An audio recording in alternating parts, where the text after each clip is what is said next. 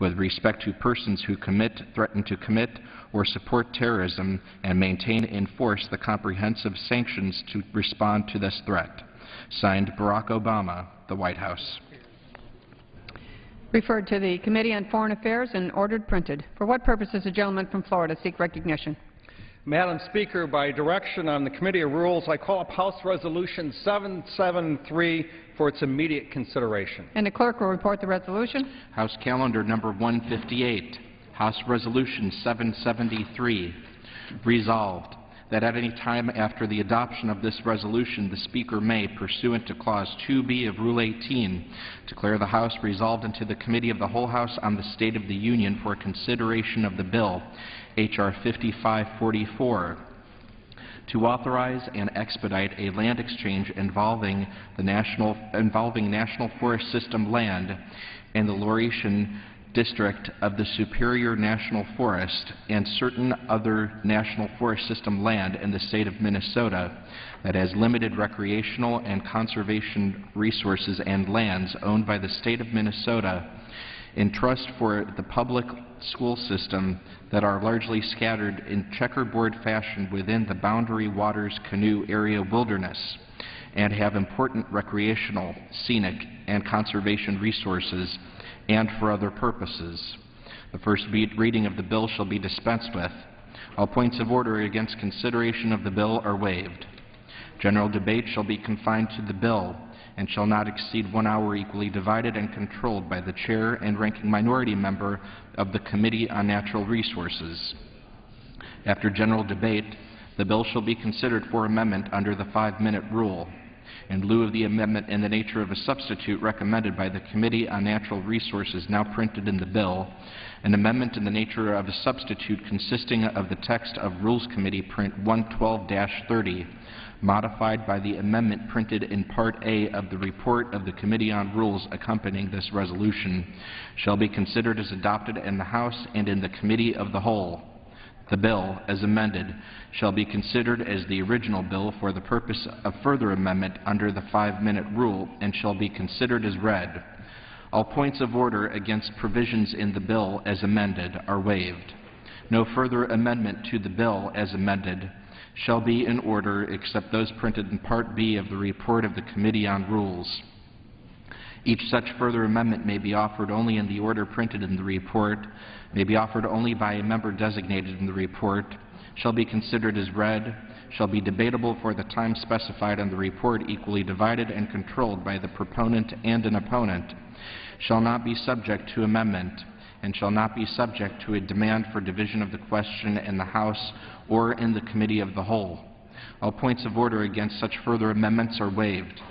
At the conclusion of consideration of the bill for amendment, the committee shall rise and report the bill as amended to the House with such further amendments as may have been adopted.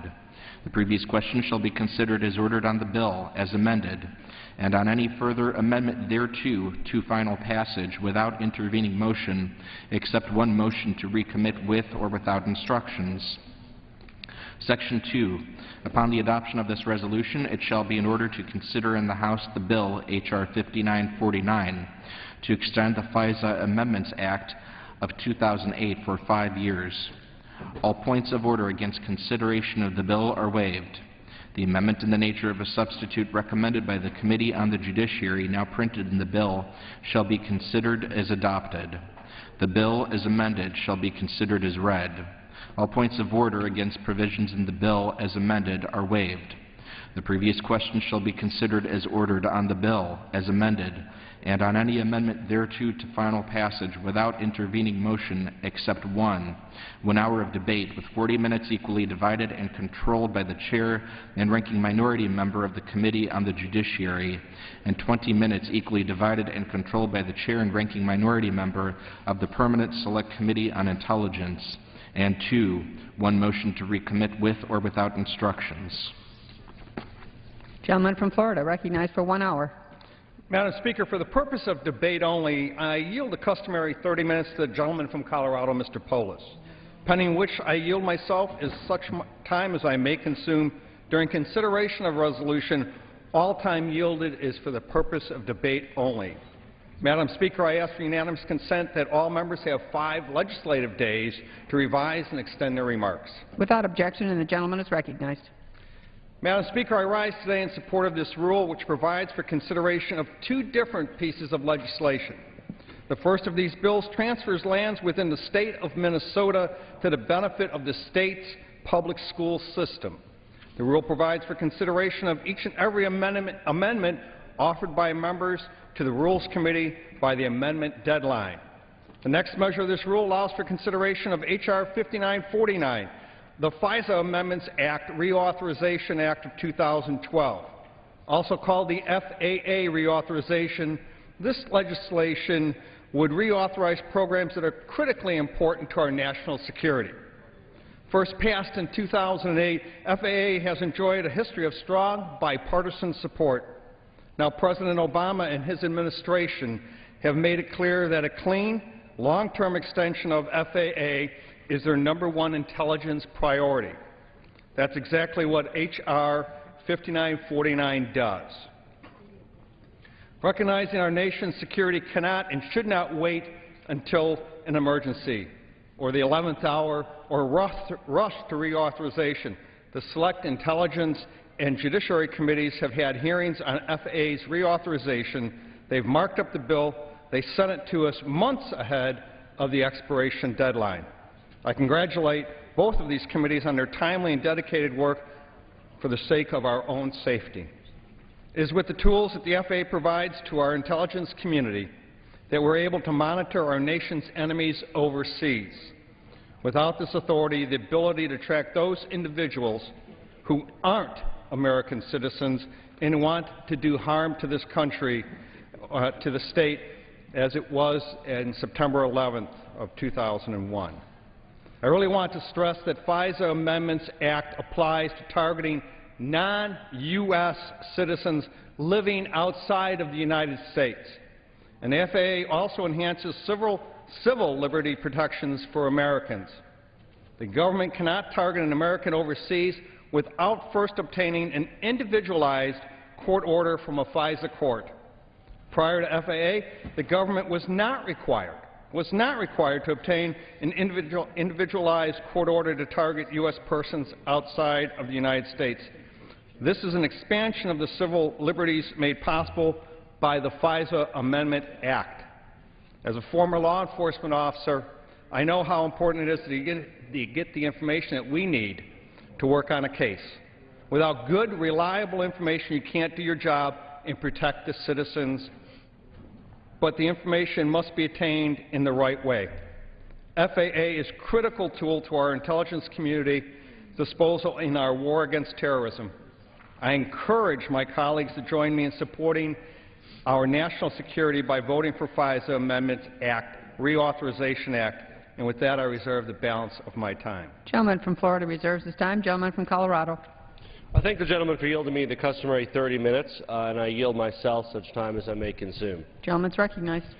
Madam Speaker, I rise in opposition to the rule and the underlying bills, H.R. 5544, the Minnesota Education Investment and Employment Act, and H.R. 5949, the FISA Amendments Act Reauthorization Act.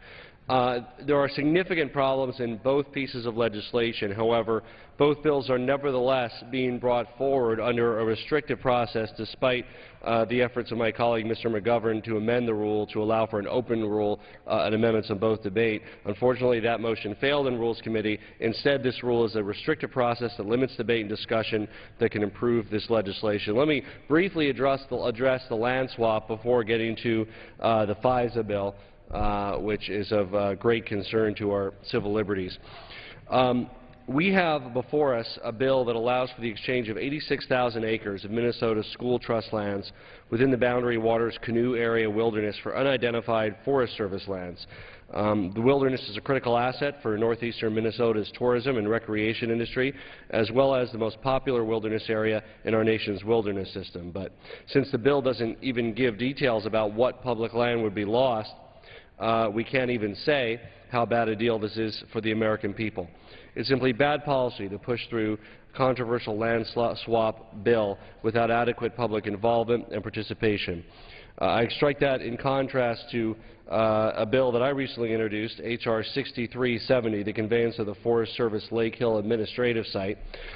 This bill does have accompanying maps that will be made available to the committee so that people can see where the land in question is. It's land that no longer fits the characteristics of forest land, having been deforested near the highway, about 40 acres, and it should not be a controversial bill. In direct contrast to this bill, the bill I introduced today has support from the counties, towns, local environmental community, and no local opposition to that bill. On the other hand, Mr. Kravak's bill doesn't even identify what Forest Service parcels would be sold by the federal government and acquired by Minnesota.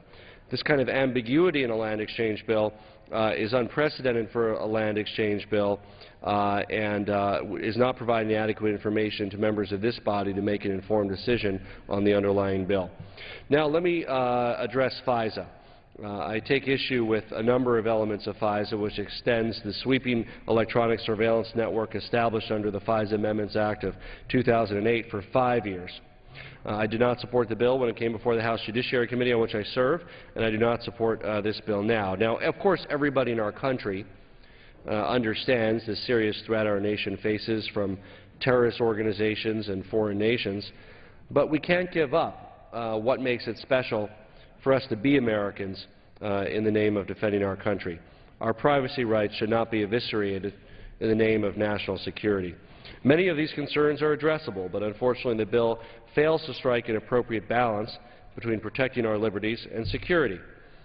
Some of its many shortcomings include giving the U.S. government the ability to intercept U.S. residents' international phone calls and email communications without having to even name the people or groups it's monitoring or show its targets are suspected of wrongdoing or terrorism. The target could even be a human rights activist, a media organization, a country, a region, an ethnicity.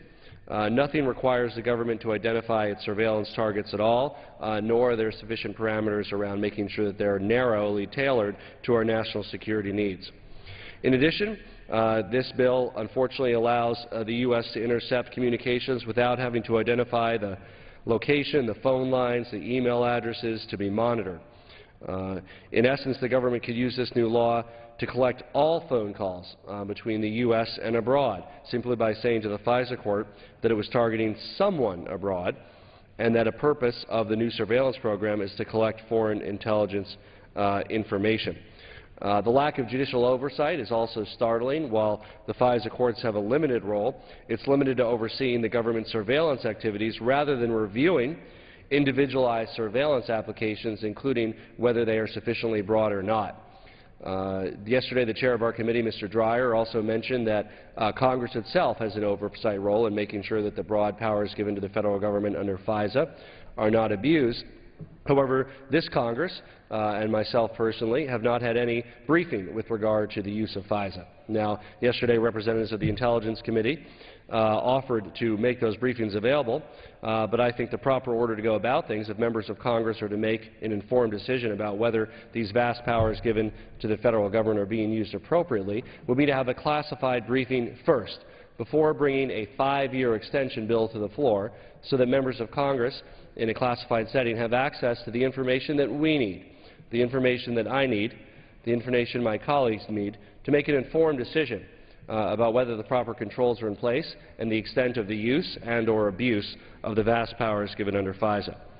In addition, there's no real limits on how the government uses, keeps, or disseminates the information it collects. The law doesn't say what government can keep and has to get rid of. Potentially this could lead to the archiving of material over decades. It fails to place real limits on how and whom information can be disseminated to. Whether it's our U.S. intelligence partners in other countries, whether it's contractors to our own government, we need to have the right controls around where private information is shared. Finally, I want to address another element of the bill in my initial remarks, and that is the indemnity that's given to companies that violate their own terms of service and allow the government to trample privacy rights of thousands of Americans. Effectively, telecom companies and others that provide the government with enormous amounts of information are effectively completely indemnified. So there's no way to hold any of these companies accountable for their activities in violation of their own user agreement signed by two parties, themselves and their customer.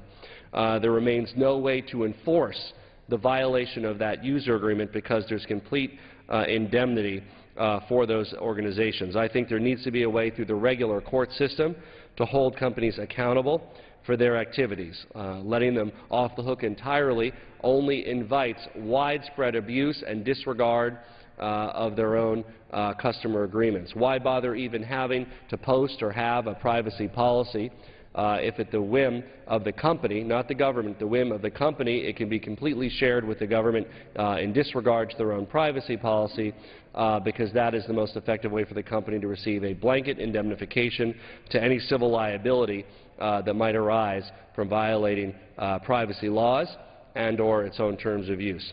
Again, national security is a critical imperative. We need to make sure that our agencies charged with keeping us safe have the right tools at their disposal to do so. But in the process of making sure that Americans are safe, we need to make sure we don't give up what makes it special to be an American. I reserve the balance of my time. Gentleman from Florida. Madam Speaker, a number of issues that my good friend from Colorado brought up cover both bills, actually. One, obviously, is the Minnesota bill as it relates to public education. You know, that was passed by the Minnesota State Legislature in a bipartisan way. It was also signed by the Democratic governor of Minnesota in regards to this particular issue and this particular bill as it relates to Minnesota. And with that, I'm going to yield 7 minutes to the gentleman from Minnesota, Mr. Kravak. Gentleman from Minnesota, recognized for 7 minutes. I thank the gentleman for yielding. Thank you, Mr. Speaker. I rise today in support of the rule and the underlying bill, H.R. 5544, the Minnesota Education and Investment Employment Act. This bill will support the teachers and school children in the state of Minnesota, create well-paying jobs in northern Minnesota, and make Boundary Waters Canoe area for the first time in its existence whole. We've got to have a bit of context here. When Minnesota became a state in 1858, sections 16 and 36 of every township in Minnesota were set aside in trust for the benefit of schools. The state could use, lease, and sell the land to raise money for education. In the beginning, the state leaders decided to sell the more valuable parcels of school trust lands, but around the turn of the century, they realized they needed a more sustainable plan and began putting the school trust lands in productive use for timber and mining.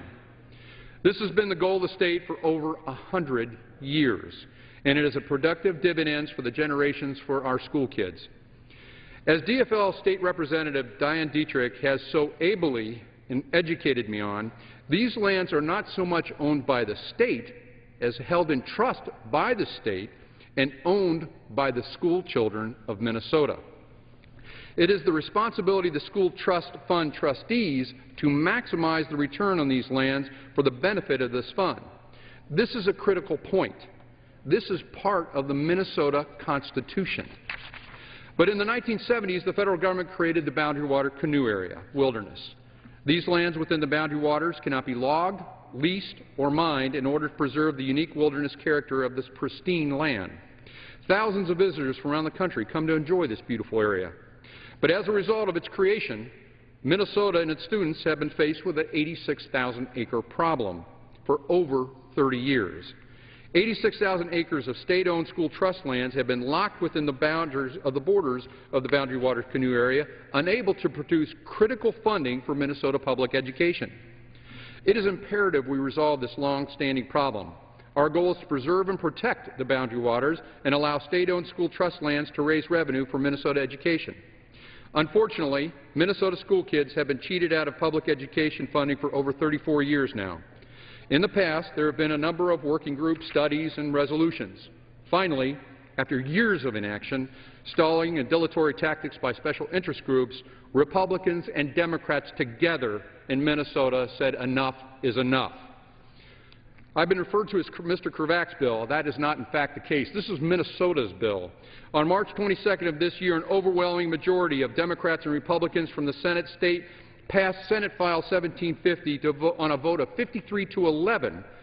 On April 3rd, the House followed suit, passing a bipartisan bill 90 to 41. On April 27th, our Democratic governor, Governor Mark Dayton, signed the bill into law. H.R. 5544 executes a bipartisan state plan that the Governor Dayton signed into law earlier this year. H.R. 5544 would exchange state-owned school trust lands trapped in the Boundary Water Canoe Area wilderness for federal government lands in exchange for federal government-owned land outside the Boundary Water Canoe Area W. This bill includes important provisions that would ensure Minnesotans can maintain their existing hunting and fishing rights within the boundary waters. In addition, the bill exempts the land from the process from NEPA. The land exchange itself would have no environmental impact on any future development and would still be subject to strict state and federal regulations. Intuitively, a land swap is merely a redrawing of maps and has no environmental impact in and of itself. The mentioned activities, mining and logging, do in fact have environmental impact and would be subject to the full federal and state review. Not one environmental protection is lost in the execution of this bill. I want to be very transparent here. One of the hopes of my constituents is to have a bill to create good-paying jobs in the timber and mining industries. The lands listed in SF 1750 are rich in natural resources. Many of them lie in portions of the Superior National Forests that are already being successfully mined for iron ore and harvested for timber. It's a working and managed forest. These activities employ thousands of workers and support tens of thousands of other ancillary jobs in the region. Northern Minnesota want these and need these opportunities, and every American benefits from the steel and lumber that goes into our cars to our homes. While I generally support the aims of NEPA, the state of Minnesota has some of the strictest environmental standards in the country and a track record of successful regulation of mining and logging. On the other hand, obstructionist special interest groups have a track record of abusing the NEPA process to sue and delay. I do not want these groups to continue to delay this land exchange, preventing Minnesota schools from receiving the funding that they need and, quite frankly, they deserve. The state of Minnesota cannot afford to be sued by environmental groups for years. Some of those arguing for NEPA are, in fact, arguing that defending lawsuits is an appropriate use of the taxpayer dollars and that it's okay to transfer wealth from state coffers to special interest groups. Interesting to note, many of these special groups aren't even from Minnesota. Make no mistake, this will be passed, and a bipartisan land exchange is going to get done. I will not allow special interest groups acting in bad faith to abuse the NEPA process and use frivolous lawsuits to block and derail a land exchange. If I could trust special interest groups to act in good faith, and if I could trust the federal bureaucracy to act promptly, I would include NEPA in this legislation. The teachers and Minnesota school kids in Minnesota can't wait years, if not decades. Currently, some of the schools in Minnesota have classrooms with over 40 kids, and some school districts, like mine and North Branch, have reduced to a 4-day school week. I ask, is that progress? This legislation will generate a lot of funding for our schools and create good-paying jobs. Importantly, the Minnesota Education Investment and Employment Act will not eliminate a single acre of Boundary Waters land. In fact, it would include wilderness acres to the existing Boundary Water Canoe Area W boundaries, while giving Minnesota's children land that rightfully and constitutionally belongs to them. I urge my colleagues to support this rule and the underlying bill. Thank you, Mr. Speaker, and I yield back. Gentleman yields back. Gentleman from Colorado. Remarkably, the underlying bill, introduced by Mr. Krivak, actually uncovered a permanent earmark that the CBO found provides $6 million a year to 3 Minnesota counties. I think that in a Congress that is supposed to move past earmarks, it's not a good precedent to include that earmark in a transition. I'd also like to clarify that Governor Dayton, while of course asking for the land to be exchanged, and there doesn't seem to be disagreement about that, did not ask for NEPA to be short-circuited, nor did they ask to bypass the normal appraisal process. With that, I'll yield 3 minutes to the gentleman from Virginia, the ranking member of the Judiciary Committee on Crime, Subcommittee on Crime, Terrorism, and Homeland Security, Mr. Scott. Gentleman from Virginia recognized for 3 minutes. Thank you, Madam Speaker. I oppose this rule because it does not allow consideration of amendments to the FISA bill that would strengthen the underlying bill by providing for greater accountability to the public of otherwise wholly secretive processes. Operations of the government must be held accountable to the people. The problem with holding operations under the existing FISA law is that most of the activities under it are conducted in secrecy. The fact that I or other members of Congress have access to classified information regarding those secret activities is not sufficient for public accountability. Even if I were satisfied by my access to classified information that only reasonable and constitutionally justified actions are being taken by officials in secret, I would still feel the need to give greater assurances to the public other than simply, trust me, I'm satisfied, so should you. Curiously, if I'm not satisfied, there's nothing I could say because it's classified information. The Foreign Intelligence Surveillance Act was passed in 1978 to curb abuses in collection and use of federal intelligence information, foreign and domestic.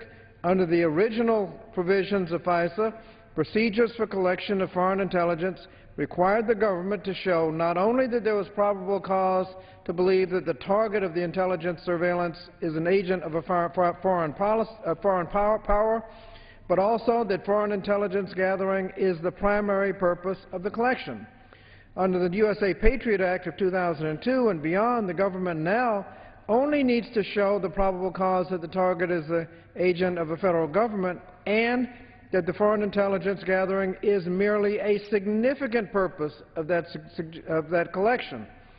When foreign intelligence collection is not the primary purpose for the collection of information, we are left to wonder what the primary purpose of that action might be.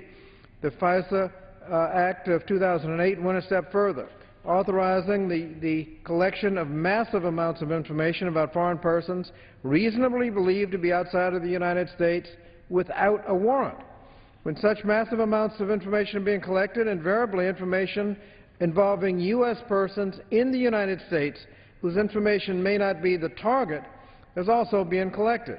The FAA of 2008 requires the executive branch to design targeting procedures which limit the scope of the collection before the government acts and minimization procedures which limit the use of the information after the government collects it. And the FISA court reviews these procedures for legal sufficiency. However, with nearly all of this oversight being conducted in secret, the public has no choice but to take the government at its word. We can do better. My amendment would simply require the executive branch to provide at least some documentation that it uses this authority narrowly, responsibly, and exclusively for foreign intelligence gathering purposes while protecting the material that would be classified.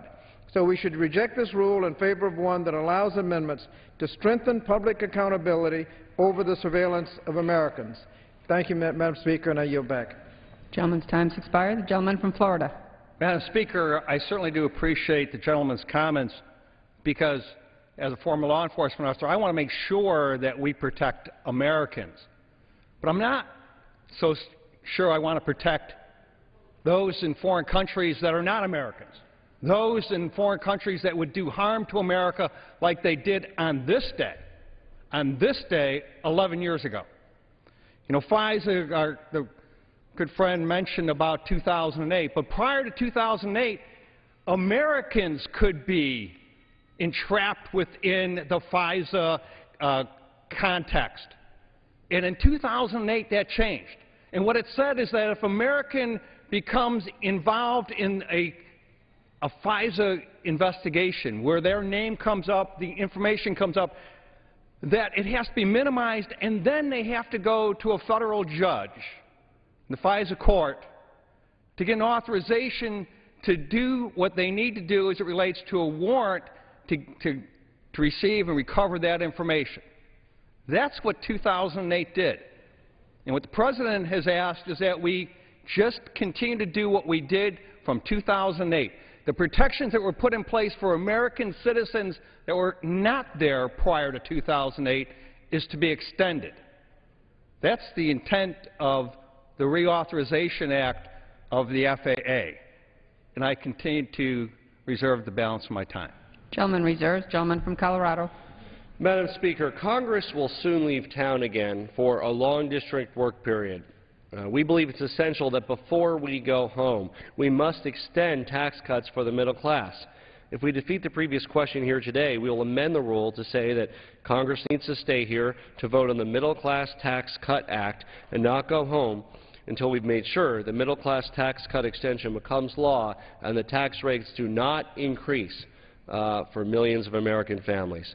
To speak about the previous question, I will yield 2 minutes to the gentleman from Vermont, Mr. Welsh.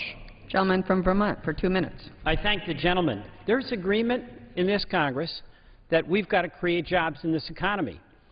There is 100% agreement that we should extend tax cuts for 98% of the American people.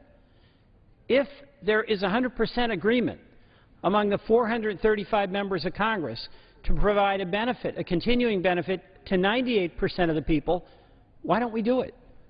That's pretty good. The election will allow each side to make its argument about the tax cuts for the 2%. And incidentally, that 2% would be included. They'd get their tax cut on the first $250,000 of income. So what we really have is 100% agreement that 100% of the people will get a tax cut, and we have a disagreement about whether 2% of the people will have their tax cut stopped at $250,000.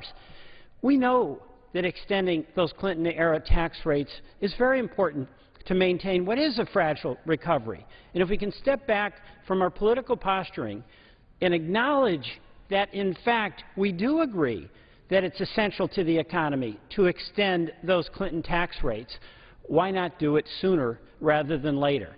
Number one, it's no guarantee after the election that it will be easier to do then than it will be now. It's a roll of the dice on both sides. And that would be one thing if the only thing at stake was our political future, our political careers. That's not a big deal. But what's at stake is the American economy. It's about whether people have jobs, whether they have security, whether they can depend on what they need to raise their family. Some of those provisions are really important to students, a tax credit if you have a kid in college. Some of those are important as to whether you're going to be able to continue to itemize your deductions if you're a middle-class family. Some of those are about the rates of tax that you pay. We agree on all of this, but it is solely within the power of the majority to decide whether to bring this bill to the floor for a vote. We're asking that it be done on behalf of the American people. I yield back. Gentleman from Florida.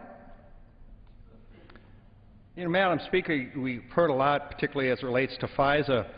I want to clarify and make sure everyone understands that the FAA authorizes the targeting of non-U.S. citizens who are overseas.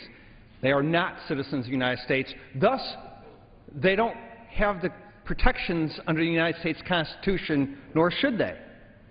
You know, if an American becomes a target during the investigation, just as in a criminal investigation where I was sheriff, if someone became a target during a wiretap, we then had to identify that person, and if we wanted to go after them, if we wanted to eavesdrop on their conversations, we had to get a separate order to allow us to do that.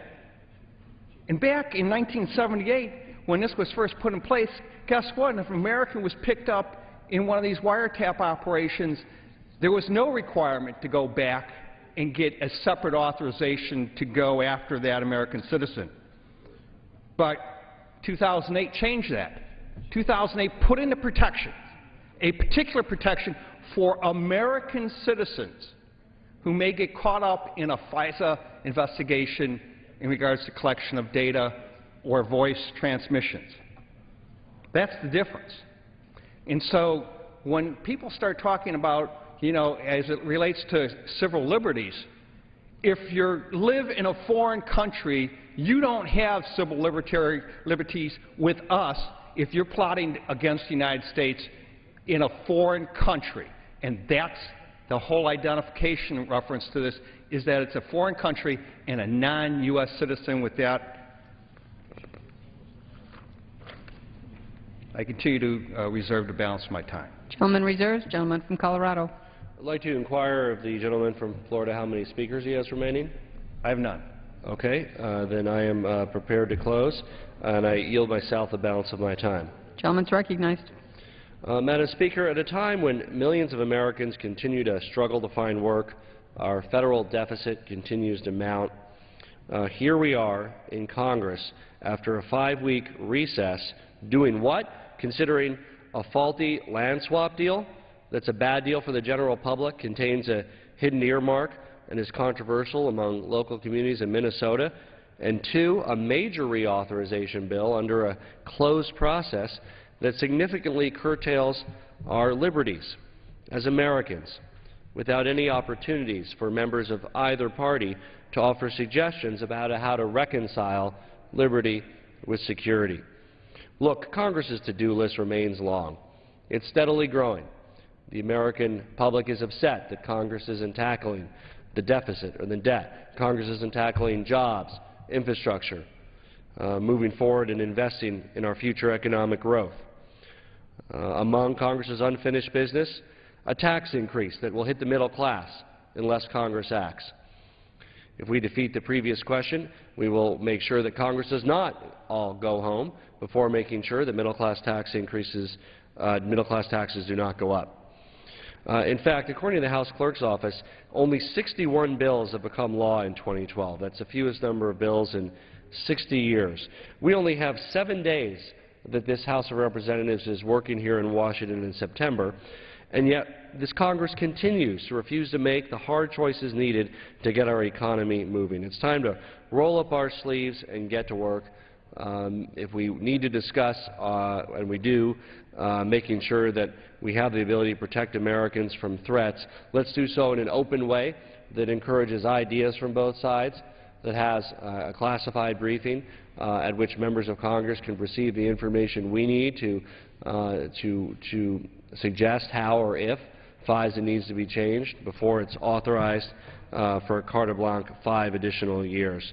It's important to reject both these underlying rules and these underlying bills. It's time to focus on job creation, deficit reduction, and tax reform, not trying to rush to the floor an earmark land swap with no map for Minnesota for what can only be taken to be purely political reasons, as well as under a closed process, a bill that many of us have grave concerns undermines our right to privacy as Americans. I urge a no vote on the rule and the 2 flawed underlying bills, and I ask unanimous consent to insert the text of my amendment to the rule in the record, along with extraneous material immediately prior to the vote on the previous question. And, Mr. Speaker, I urge my colleagues to cast a thoughtful vote and vote no on the rule and the bills and defeat the previous question, and I yield back the balance of my time. Gentleman yields back his time. Gentleman from Florida.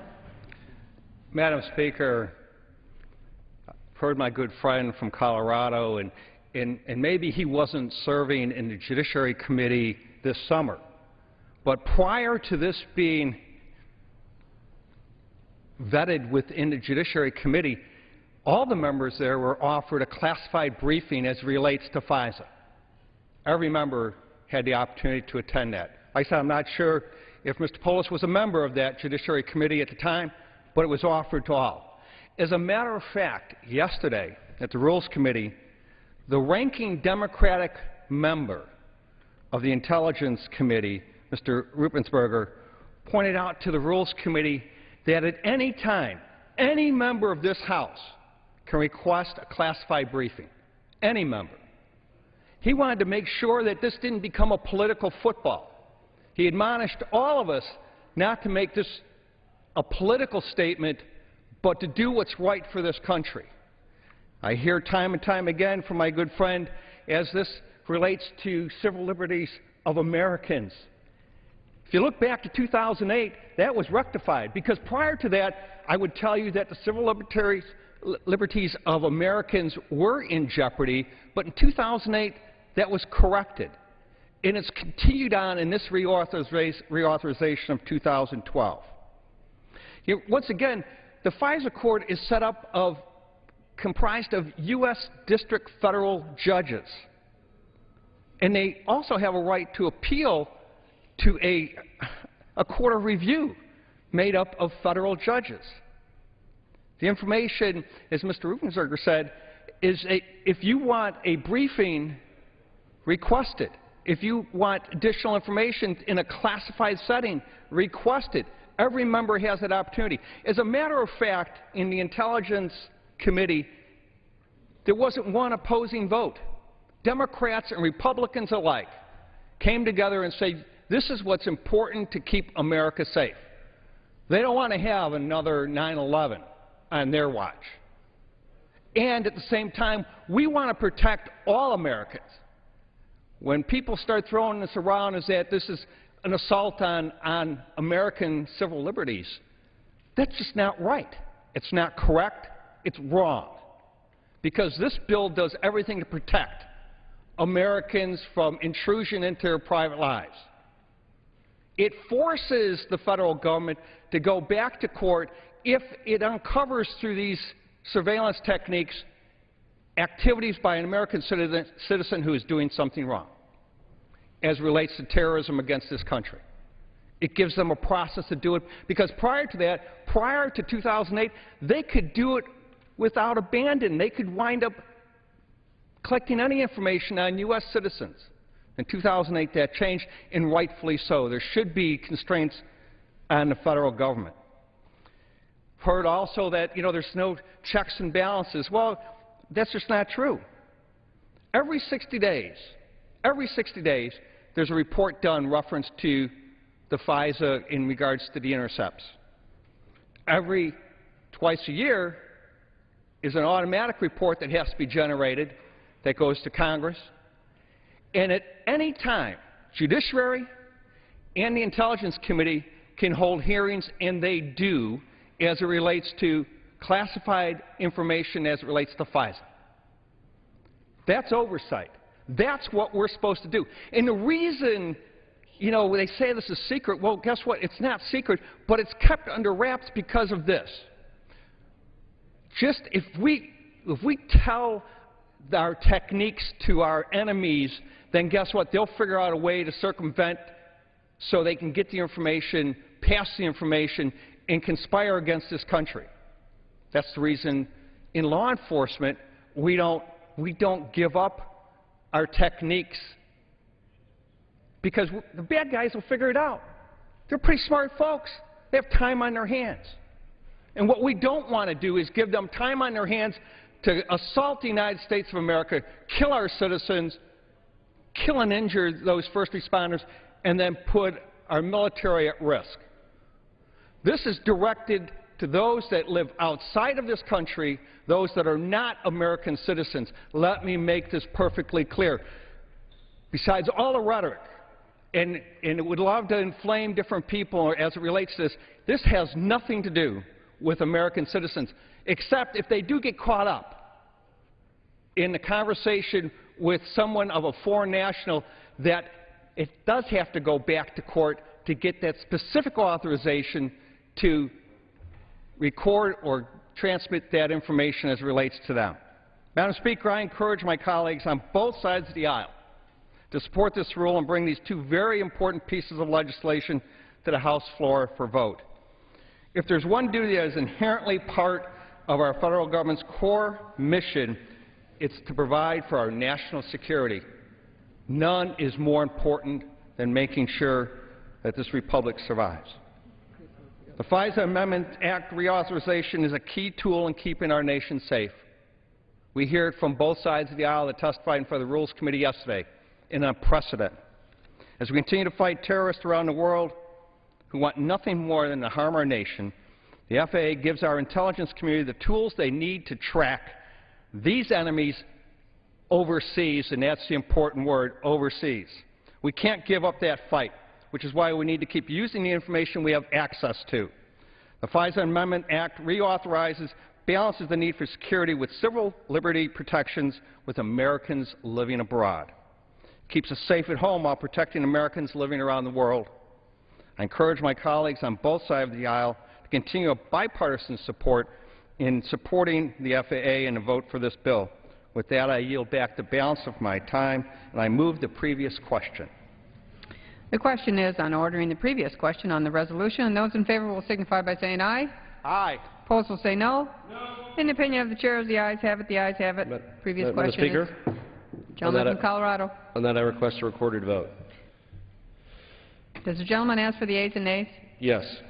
The yeas and nays are requested. Those favoring a vote by the yeas and nays will rise. A sufficient number having arisen, the yeas and nays are ordered. Pursuant to Clause 8 of Rule 20, further proceedings on this question will be postponed. Pursuant to Clause 12A of Rule 1, the Chair declares the House in recess for a period of less than 15 minutes.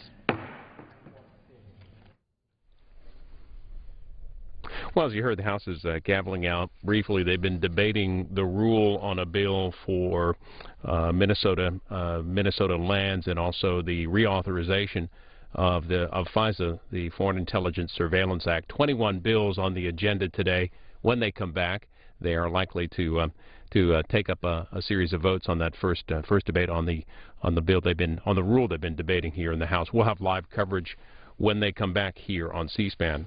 In the meantime, while they are out, we're going to take you to a portion of today's Homeland Security Subcommittee hearing in the House. On this anniversary of 9/11, the hearing looked at preventing terrorist entry into the U.S.